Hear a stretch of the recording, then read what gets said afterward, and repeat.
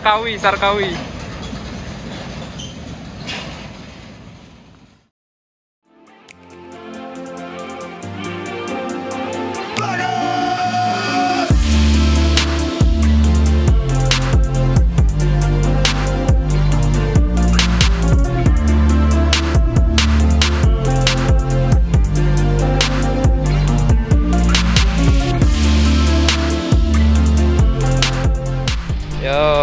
Oke, makasih ya Pak. Iya.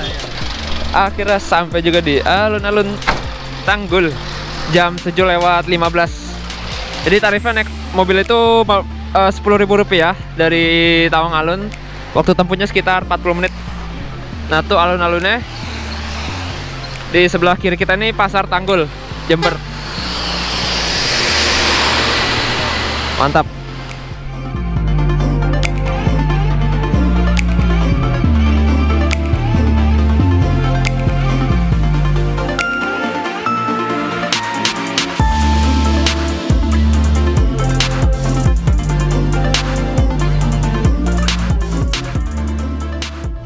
Sekarang saya sudah bersama Mas Arif dan kita ingin menuju pabrik gula Jatiroto di daerah Lumajang.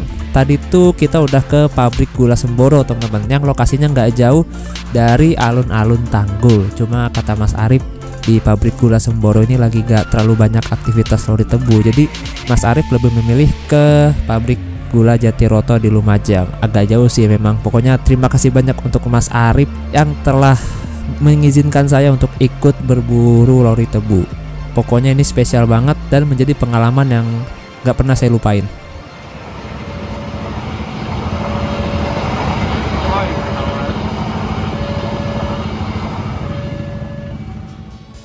Setelah mempersilahkan kereta api Tawang Alun lewat, kita pun melanjutkan perjalanan lagi nih menuju PG Jatiroto.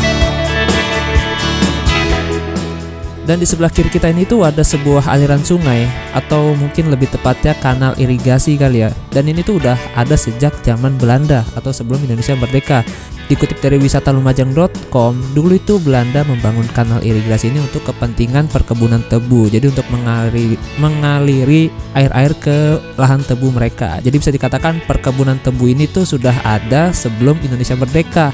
Wow. Dan setelah saya baca-baca lagi di website resmi ptpn10.co.id, Belanda itu membuka lahan tebu di Indonesia dengan tujuan untuk memperbaiki keuangan mereka yang krisis akibat perang. Ini saya bukannya menggurui atau gimana, tapi saya cuma penasaran aja gitu kenapa di Indonesia banyak lahan tebu, khususnya di daerah Jawa Timur, beserta peninggalan-peninggalan pabrik gulanya. Gila sih. Nah, di sebelah kiri kita ini adalah parkiran truk, dan truk-truk ini sedang menunggu panggilan untuk menuju pabrik atau ke area giling. Jadi tebu-tebu ini selain diangkut pakai lori juga diangkut pakai truk. Sekiranya lahan tersebut tidak terjangkau oleh lori, maka diangkut oleh truk, dan begitu pula sebaliknya.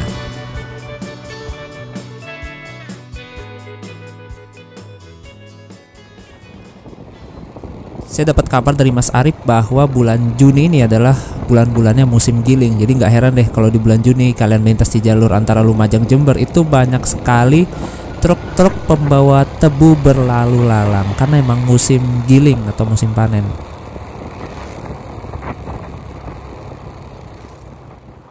Nah, seperti inilah penampakan rel lori tebu. Ini tuh relnya nggak terlalu lebar ya, beda dengan rel kereta api yang biasa kita naiki itu. Ini tuh lebarnya hanya sekitar 600 sampai 750 mm. Dan ini tuh dibangun oleh Belanda. Jadi dulu Belanda membangun jaringan rel ini untuk mempermudah mobilitas pengangkutan tebu. Dan dikutip dari website resmi visitlumajang.com, pabrik gula Jatiroto ini sudah dibangun sejak tahun 1905 dan mulai penggilingan perdana pada tahun 1910. Dan PG Jatiroto ini dahulunya bernama PG Ranupakis. Itu pas awal-awal berdirinya ya. Dan berubah nama jadi PG Jatiroto pada tahun 1912. Dan pada tahun 1957, PG Jatiroto ini diambil alih oleh pemerintahan Indonesia dan sekarang berada di bawah naungan PT PN 11. Kalau truk kayak gini bisa punah, Mas? Iya. Tiap tahun mobilnya banyak yang pada mati, lokonya banyak yang pada mati. Oh iya ya. Kendala itu lokonya sih yang paling ini ya? Iya, sama jalurnya ya. Nah bener ya, mungkin apa yang dikatakan oleh Mas Arif tadi, lori tebu ini ada besar kemungkinan beberapa suatu saat nanti itu bakal punah. Karena yang pertama faktor relnya sih, relnya ini udah banyak yang hilang-hilangan sekarang, dan sekarang itu udah digantikan oleh truk. Jadi ya semoga nggak punah sih harapan saya, biar cucu cicit-cicit cocot kita bisa melihat troli tebu ini. Oke teman-teman, ini jam berapa ini ya? 9:06 pagi, saya udah di PG Jatiroto. Wah, ini unik banget sih, menarik banget itu. Ada lori tebu, saya baru ngeliat pertama kali secara langsung. Ini relnya, lebarnya 70 meter, agak kecil. Nah, saya sama Mas Arif tuh, saya nggak sendiri. Nah, di bagian depan lokomotif di sebelah kiri bisa kalian lihat ada sebuah plat kecil, itu ada bertuliskan Hokuriku. Nah, berarti kalau nggak salah lokomotif ini dibuat dari pabrikan Jepang. Kemarin sih saya tanya-tanya drivernya ya, menurut informasi darinya itu lokomotif ini buatan tahun sekitar 1976. Kejar. Yes.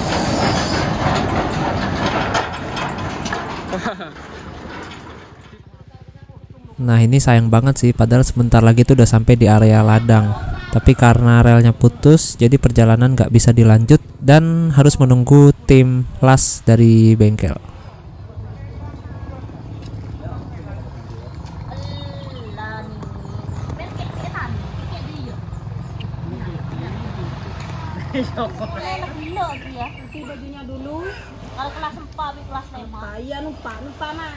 Oke, karena yang tadi masih cukup lama ya pengerjaannya, masih nunggu tim las.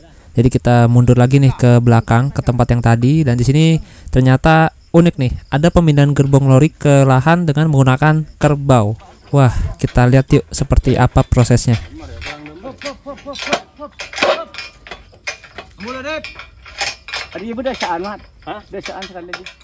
Jadi ternyata tuh ini gerbong lori yang ditarik oleh lokomotif yang tadi. Jadi lokomotif yang tadi tuh bawa banyak gerbong dari gudang, lalu nanti diputus di setiap lahan gitu. Jadi ya biar efisien daripada harus pakai banyak lokomotif gitu kan.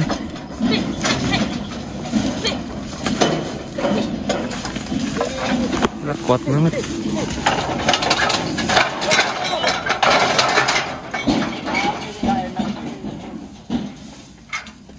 Nah, ini unik banget sih. Itu kan untuk ke lahan ini kan gak ada relnya ya sebelumnya ya. Jadi ini pakai rel semacam rel portable gitu, rel yang bisa dipindah-pindah. Jadi dipasang relnya di atas rel yang asli gitu untuk mengarahkan ke area lahan tebu. Unik sih, baru ngeliat saya kayak gini nih.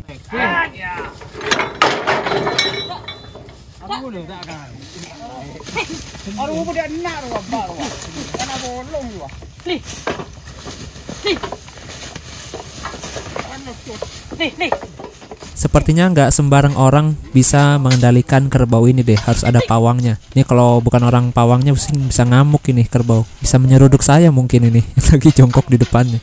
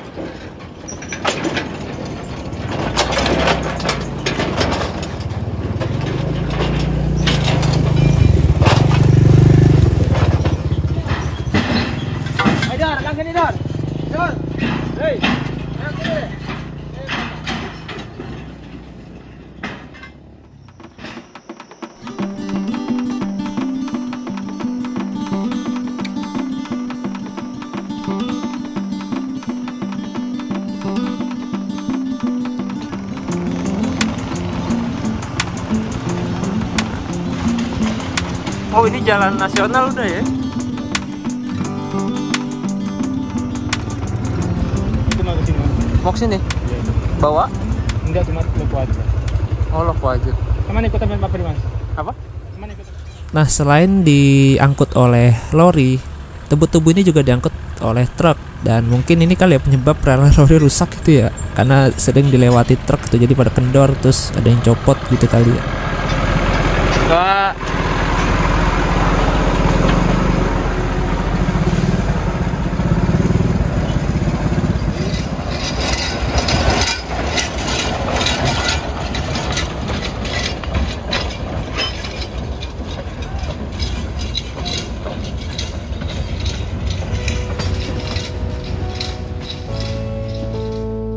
Nah, kita sedang menunggu lori yang satunya yang berada di percabangan jalur sebelahnya. Jadi ini lumayan panjang nih muatannya nih, dan sedang menunggu perbaikan rel yang sedikit rusak mungkin.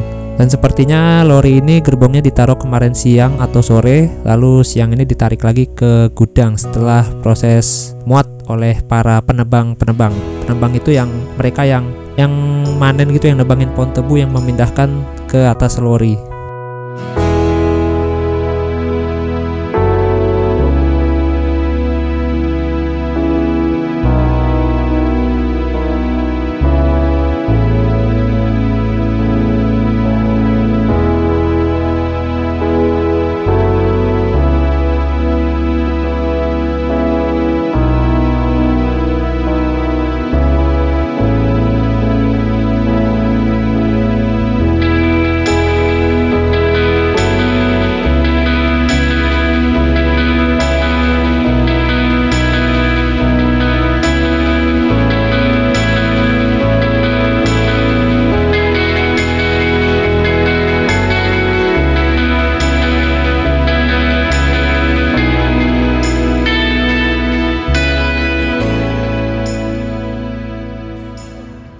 Oke teman-teman, lori tebu sudah bergerak dan sekarang persiapan melintasi jembatan yang di bawahnya terdapat kanal irigasi di daerah Lumajang.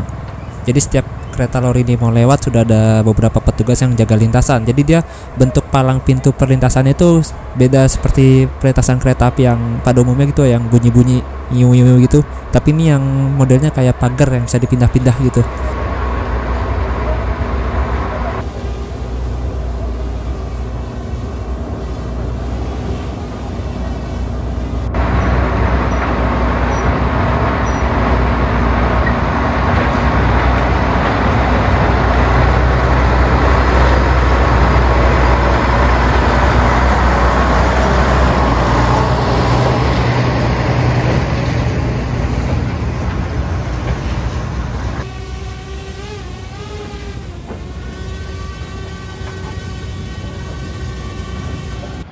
Nah, faktanya nih, lori tebu itu nggak hanya ada di Indonesia loh, di luar negeri pun ada juga lori tebu, contohnya di Australia. Ya, walaupun nggak di setiap negara ada sih, jadi kita beruntung banget nih di Indonesia bisa melihat lori tebu, karena ini bener-bener unik banget. Dan untuk kecepatan lori tebu sendiri, ini kalau lagi ngangkut muatan gini ya, kecepatannya itu nggak sampai 10 km per jam. Dan juga buat apa ngebut-ngebut gitu, karena relnya aja kayak gini keriting, takutnya malah fatal kalau ngebut anjlok atau jebur kan ke sungai gitu, aduh malah 2 kali kerjaan.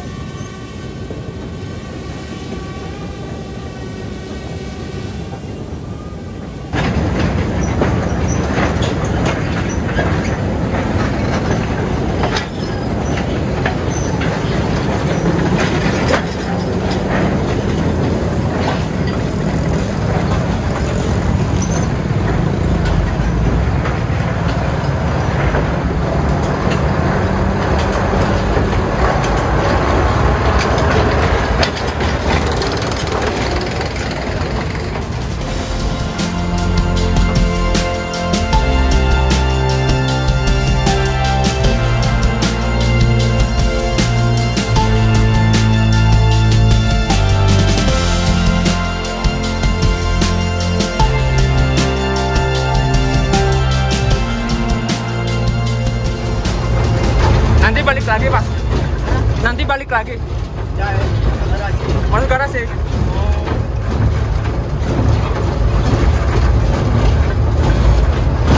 Wah.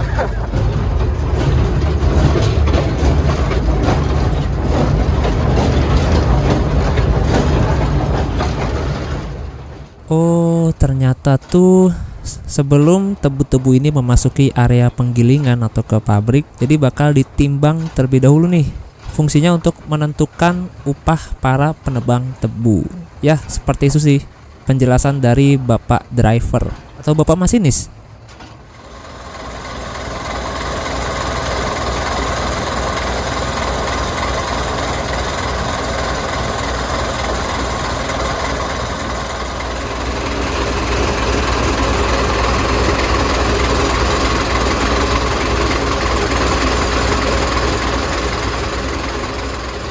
Oke, mantap.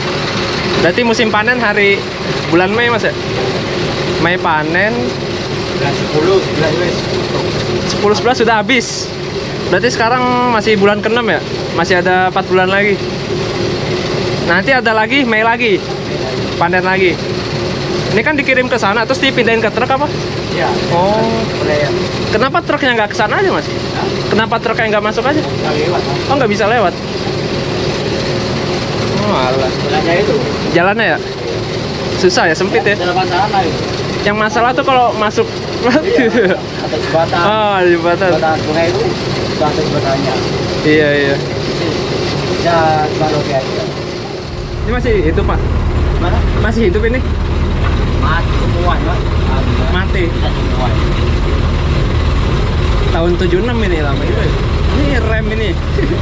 Kalau kesini ngerem. Kalau kesini ngerem. Iya, sini kan. Ini buka. Oh, iya, iya, iya. Ini dia buka itu. Rem. Ini buat anu. Throttle, gas. Bukan, masih mundur. Kanan. Oh, mundur. Oh, ini? Tadi dua. Oh, 1-2 gigi. Oh, Tiga. gas. Tiga. Oh, iya. Itu ngegas itu. Iya, sama. Ini giginya. Ini giginya satu. Satu. Kalau sini satu. Oh, oh. Ini dua. Ini Ini anunya satu. Kalau sini dua. apa tuh? Apa ya? Masuk giginya. Ini satu. Ini dua. Ini maju. Ini mundur. Oh. Giginya sampai 2 doang, Mas. Gokil, gokil. Dua maju. Ini nyambung sama itu berarti? Oh iya. Itu kok bisa 2 gini, buat apa ya? Nah, Buat apa bisa 2 gini ya? ya kalau ada gitu sana kan enak. Bisa pindah ke Oh, sini. bisa langsung Pindah ke sini. nggak ribet ini ya minta tolong. Nggak ribet. Oh iya, iya. Benar juga. Maksudnya bisa pindah ke sini, bisa pindah ke situ. Oh, biar yang satu bisa megangin, nggak usah. Iya, iya, iya. Ya, Oke. kalau gitu kan seandainya itu sebelah sana ya pindah ke sini majelisnya. Iya, iya. Jadi nggak langsung, nggak bolak-balik, Iya. nggak gini. Ke sini. Iya, Karena nggak pindah ke gini ya. sini, iya. Oh iya, iya, iya. Ini gas. Boros gak sih, Mas, ini bensinnya? Mana? Boros gak bensinnya? Ya enggak terlalu anu, lihat pemakaiannya. Tergantung ya. Ini 80 liter lah. Dari semalam. Dari semalam.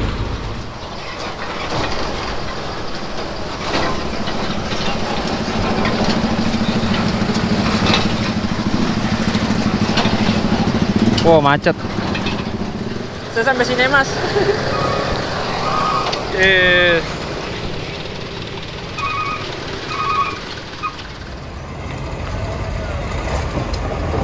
Oh, situ Mas.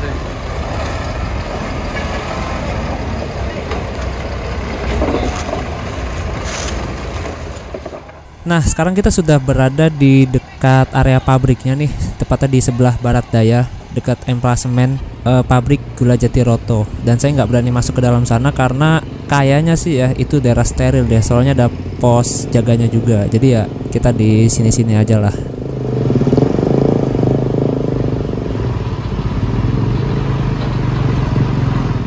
Terlihat lokomotif D05 yang sedang menarik rangkaian gerbong tebu yang lumayan panjang ini. Jadi gerbong tebu itu kalau nggak salah ya sebutannya itu getrok. Menarik getrok kosongan dari arah pabrik ke area lahan tebu. Dan kemungkinan sih muatnya ini bakal besok pagi kali ya. Dan balik lagi ke pabrik kemungkinan besok siang. Nanti kita ikuti arah dari lori D05 ini.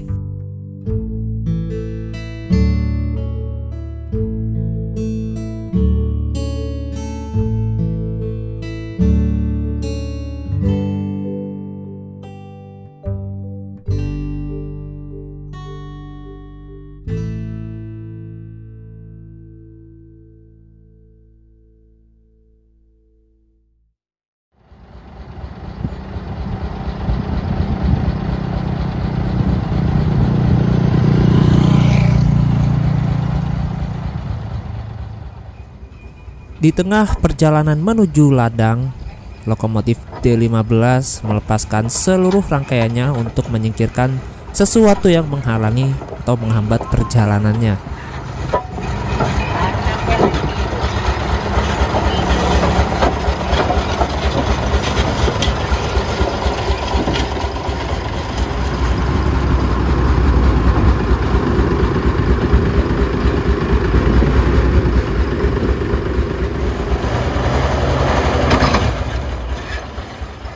Dan ternyata ada 2 getrok isian tebu yang menghambat perjalanan lokomotif D15 ini.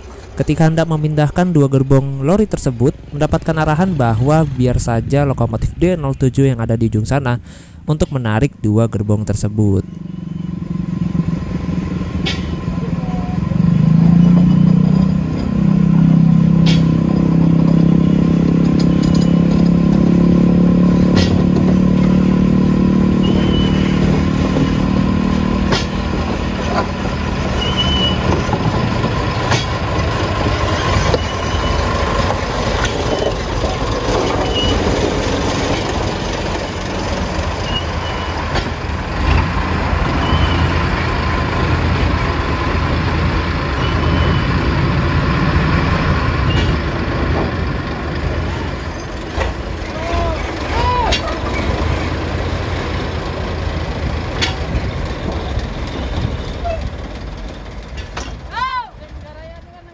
Di antara sambungan rel kereta api yang lumayan renggang, biasanya petugas menyelipkan sebuah batang pepohonan tebu agar lokomotif tidak ngejomplang. Jomplang bahasa mana itu? Anjlok maksudnya.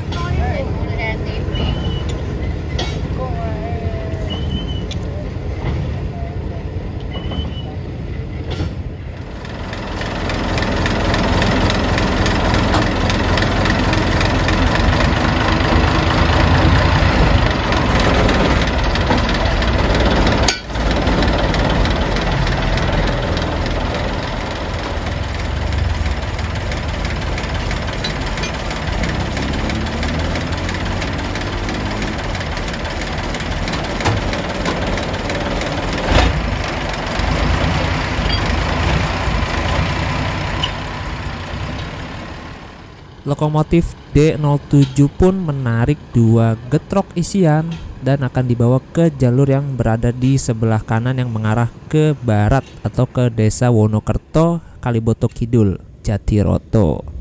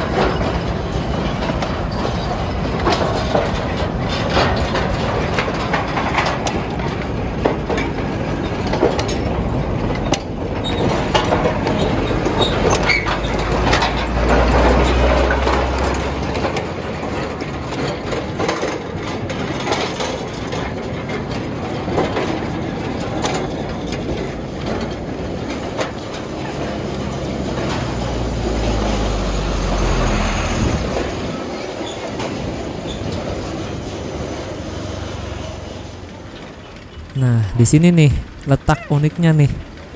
Cara mengembalikan gerbong yang anjlok ke posisi semula. Ini bener-bener wah.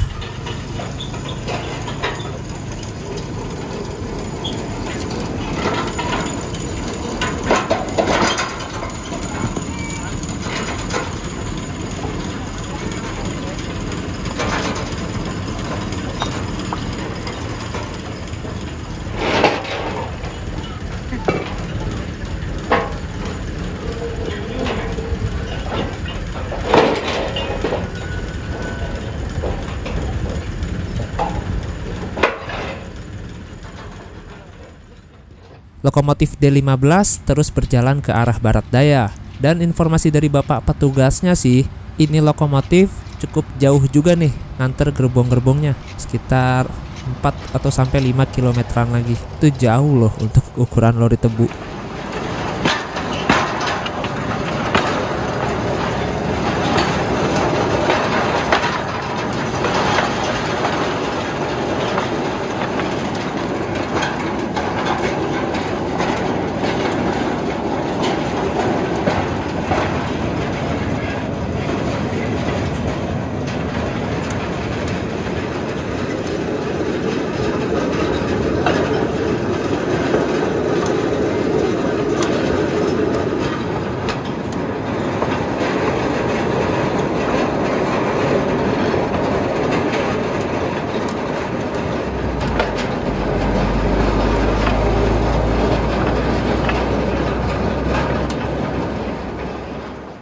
Penumpang yang terhormat, sesaat lagi lori tebu akan memasuki stasiun Rojopolo Station.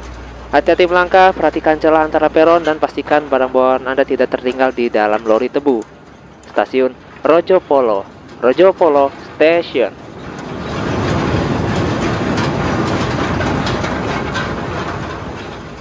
Oke teman-teman, sekarang kereta api lori tebu sudah melewati desa atau dusun Petung, desa Kalibotok Kidul. Itu di sebelah kanan sana itu ada jalur lagi tuh, pertemuan jalur dari arah utara. Jadi memang sebetulnya jalur lori ini banyak banget, cuma banyak juga yang sekarang ini sudah nonaktif jalurnya. Nonaktif bisa boleh jadi karena udah hilang atau karena jalur yang dilewati lori tebu ini udah nggak ada lahan tebunya lagi gitu. Jadi kalau nggak lagi musim giling nih, jalur-jalur ini tuh udah kayak jalur-jalur non-aktif. Jadi udah pada ketutup tanah, bahkan ada yang diaspal. Gila sih.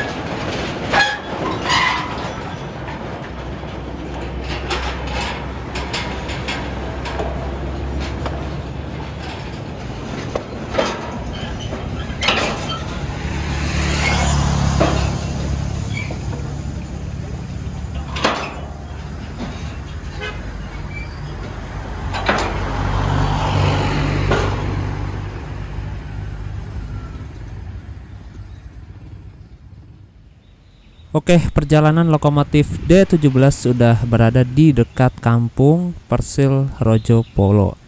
Di sini terjadi apa ya istilahnya ya?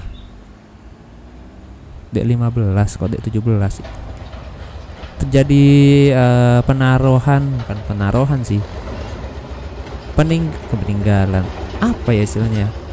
Jadi di sini lokomotif D15 menaruh beberapa rangkaian lori tebu atau getrok untuk disimpan di jalur sebelahnya untuk esok hari, sebelum si lokomotif D15 ini lanjut perjalanan lagi ke arah barat daya. Jadi masih lumayan panjang nih perjalanan dari D15 ini mengantarkan gerbong-gerbong tebu kosongan.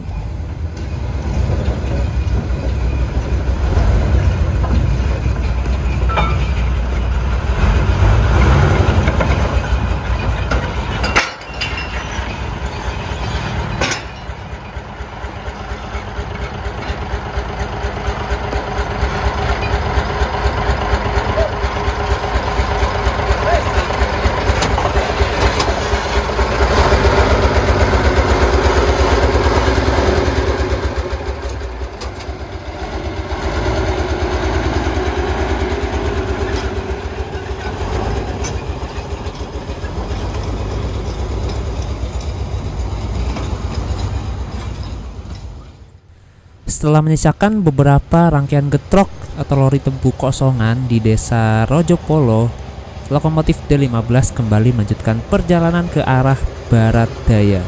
Yuk kita ikuti lokomotif D15 ini.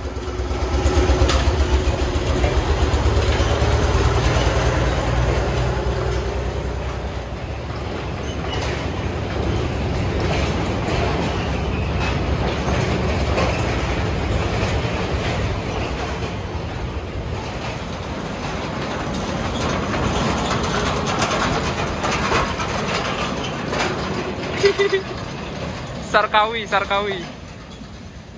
Lokomotif D15 melintasi kawasan perumahan pabrik gula Jatiroto di Rojopolo, dan ini tuh perumahan ini didesain dengan arsitektur Belanda berupa rumah panggung, dan kalau nggak salah sih ini dulunya perumahan untuk hunian para pegawai yang bekerja di area Tebu Jatiroto. Dan kenapa dibuat dengan gaya arsitektur rumah panggung? Salah satunya mungkin untuk menghindari dari serangan binatang liar atau hewan buas, dan juga untuk sirkulasi udara kali ya, karena kan bangunan Belanda itu kan katanya terkenal adem-adem gitu ya.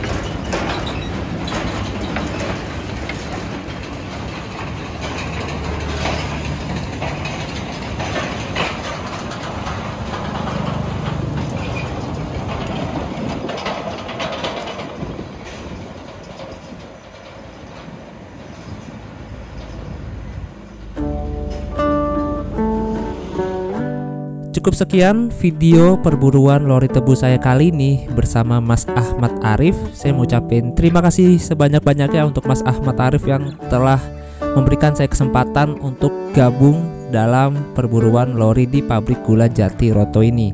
Nah, pokoknya nih setelah ini lorinya itu dia parkir di depan sebuah warung, lalu driver lorinya tuh pulang dan kita tungguin sampai jam 4, ternyata nggak jalan lagi. Berarti emang udah stay di situ, mungkin besok pagi baru dilangsir ke area Tebun. Jadi ya udah cukup sampai sini dulu video perburuan lori saya, dan sampai jumpa di video-video berikutnya.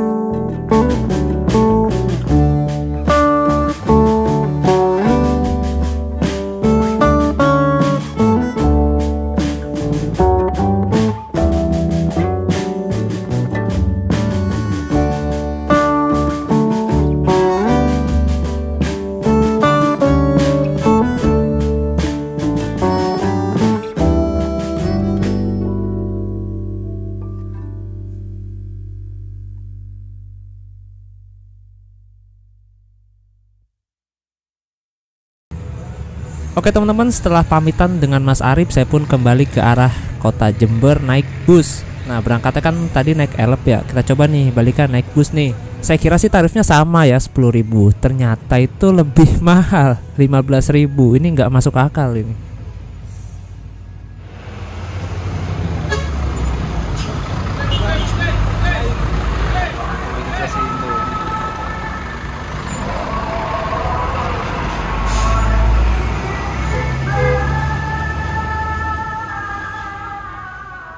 Seturunnya dari bis, saya langsung menuju ke sebuah minimarket 24 jam di dekat pintu keluar terminal bus Tawang Alun Jember.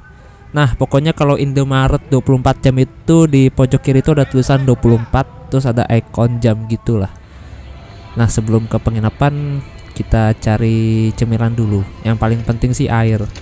Dan saya juga belum tahu nih mau nginep di mana ya. Jadi ini ada tempat duduknya juga nih Indomaret ya. Jadi di sini saya sambil cari-cari penginapan. Oke, setelah mendapatkan penginapan kita lanjut perjalanan lagi nih menuju penginapan. Saya sih mau coba pesan langsung ya di penginapannya. Tadi udah coba cek lewat aplikasi sih, harganya sekitar 130-an gitulah. Dan kebetulan di Jember ini kan masih banyak angkot gitu ya, warna kuning. Jadi saya pikir daripada naik ojek online yang tarifnya lumayan mahal, tadi sekitar 15.000, akhirnya saya naik angkot ini aja nih ke penginapan. Tarifnya kalau angkot itu 5.000, tapi kalau malam itu tarif angkot di Jember bisa sampai 10.000 katanya. Dan ini saya nggak tahu nih angkot ke arah mana ya jalannya ya. Tapi penginapan saya nggak jauh sih dari terminal, sekitar ya berapa kilometer gitu loh. Alhamdulillah ternyata setelah melewati perempatan ini angkotnya lurus terus, berarti bisa nih turun di depan gang penginapan saya. Tadinya kalau belok saya mau langsung turun, tapi ya karena lurus kita gasin. Itu di angkotnya nih udah sampai di seberang penginapannya di dekat Polsek Kaliwates, kalau nggak salah deket kampus apa gitu ya. Nanti deh kalian lihat aja deh. Nah kampus Universitas Islam Negeri apa itu, Ahmad Sidin Jember. Dari sini saya jalan kaki lagi nih ke dalam yang ternyata saya kira tuh jaraknya dekat, ternyata buset capek banget cuy, jauh. Dan di sini emang rame banget ya, banyak anak-anak kampus lalu lalang gitu. Nah ini dia penginapannya. Wah ini megah banget sih, langsung insecure saya ngeliatnya. Ini Hotel 91. Wes gaya-gayaan nih hinap di hotel, biasanya di Oyo. Pas masuk itu ternyata pintunya otomatis cuy. Wah ini makin ngeri aja nih, takutnya mahal gitu kan. Tapi kalau di online sih sekitar 130-an saya cek tadi. Akhirnya saya pun duduk menunggu mas-mas kasirnya datang ini, sambil dak-dik-duk. Alhamdulillah ternyata harganya cuma 150.000 rupiah aja untuk per malamnya. Ini yang kelas paling bawah ya, paling rendah, dan saya dapat lantai paling atas yaitu lantai 3. Olahraga nih. Ini walaupun lantai 3 gitu ya, tapi pas naik itu nggak berasa sama sekali, cepet banget rasanya. Nah ini dia penginapannya, worth it sih ini 150 juga. Wah nggak nyesel saya sih, nggak zong lah, mantap. Oke segitu aja video dari saya, kurang lebihnya mohon maaf dan sampai jumpa di perjalanan berikutnya. Nanti untuk perjalanan berikutnya atau etape 5 linknya akan saya sertakan di kolom deskripsi. Terima kasih.